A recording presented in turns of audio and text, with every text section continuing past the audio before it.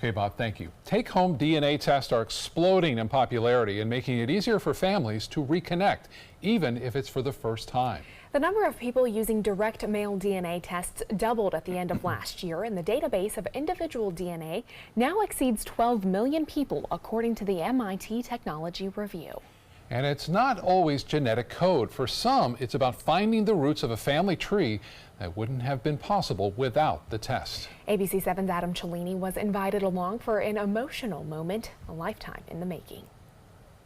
Chances that you're going to hit what they call the DNA lottery are getting better. Christopher Gino Melanese was adopted by Lorraine and Gino Melanese when he was only 2.5. As far as my memory goes back, they're the only parents I ever knew. It was a good life, one that eventually brought him to the Suncoast, where he works here at ABC 7 behind the scenes. His adoption was never a secret nor a burden, but back in August of 2017, Ancestry.com was offering a discount on their popular DNA testing kits, and Chris decided to try his luck. I was extremely unfortunate.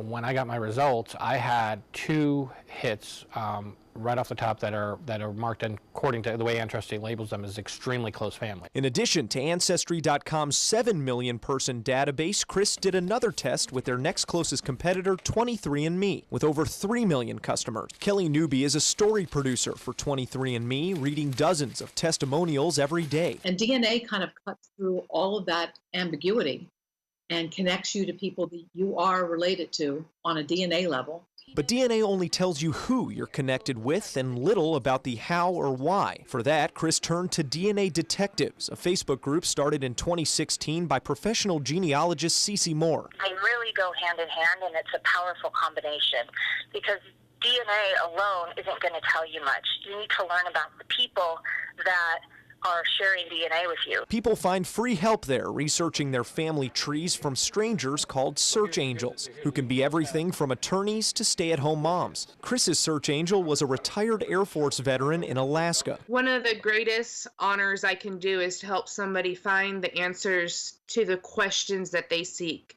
Just the general knowledge of who they are and how they came to be, their history. It makes a person feel complete. Together, after weeks of lining up dates, names, and addresses, they had a hit. A woman named Amy Evans, who Chris messaged on Facebook, and days later, he got a call. First words out of her mouth were, "I remember you," which, wow. I know I exist in the world, but that part of my life I knew nothing about. To say I remember you, wow, I was there. That was just, I was there. Amy couldn't wait to meet her long-lost brother, so she grabbed her other sibling, Sean, and the two drove down from their home in Ocala. Come on out here, I'm waiting out here. 46 years of waiting and wondering comes down to this moment at a Chili's outside Ellenton on a spring day. Hey guys, I was gonna say, I thought that was you guys. Hey! Right away, the group notices Amy's red hair, the same as Chris's oldest son.